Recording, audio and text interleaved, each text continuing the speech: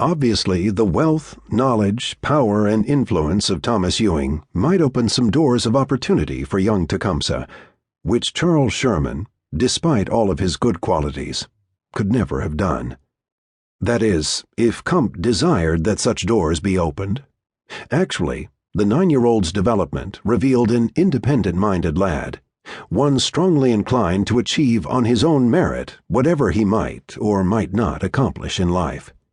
Some men prove readily receptive to the influence and connections of relatives and friends who, for whatever reasons, and varied those motivations certainly may be, assure for them economic comfort, even great wealth. Men who, after the fact, often somehow convince themselves they are rugged individualists, self-made persons, forever praising their maker.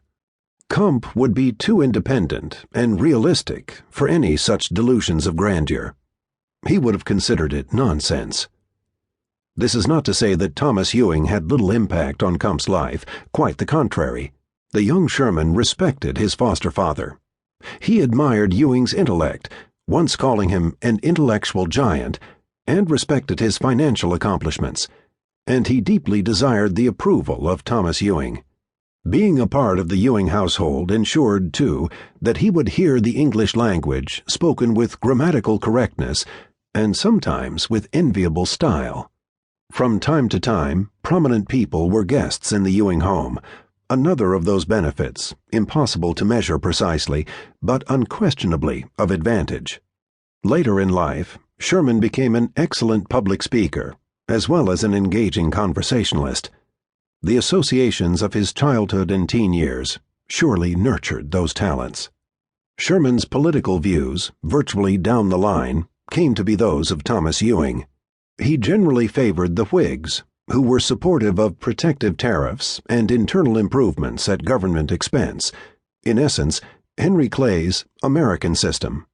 He did, however, develop serious misgivings about a national bank. The Constitution of the United States, in Sherman's view, stood as one of the most admirable documents of Western civilization and was to be defended without qualification. A staunch nationalist, he thought nearly anything contributing to the nation's growth, strength, stability, and general progress desirable and justified. While slavery did concern him, he believed the institution should be supported, fearing dire consequences for the nation if Northerners turned against the South's peculiar institution.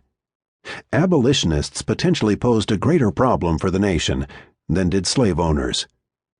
How much of this came from Ewing and how much Sherman embraced on his own are questions impossible to answer. At the least, his respect for Mr. Ewing, as he called him — the Ewings were not father and mother, only Mr. and Mrs. — particularly Ewing's intellect, would have paved a comfortable path, conducive to the acceptance of Ewing's Whiggery. There was another significant way in which Tecumseh's life would be changed by his new relationship with the Ewing family, although only the passage of time would reveal the full impact of that transformation. It involved religion. Comp's mother adhered to the Presbyterian faith, while his father had been a Congregationalist. Charles Sherman's Masonic associations, however, seemed to be of greater importance to him than Congregationalism. Thomas Ewing, born into a Presbyterian family, did not appear to consider religion significant, but apparently to humor his wife, Maria, a staunch Catholic, and perhaps because he was a good family man, he occasionally attended Catholic services with the family. Thus, Maria Ewing, devout Irish Catholic to the core, determined the family's religious observances. She decided that Comp must be baptized a Catholic if he were going to be a part of the Ewing family.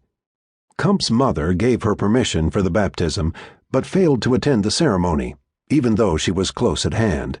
When the priest, a Father Dominic Young, who was visiting from a nearby monastery, according to Ellen Sherman's 1880 recollection, agreed to perform the sacrament, he inquired about the boy's name. Taken by surprise, he was probably appalled. Tecumseh would not do. The pagan name must, at the least, be balanced by one more suitable, he said. A scriptural or saint's name must be used in the ceremony. The month was June.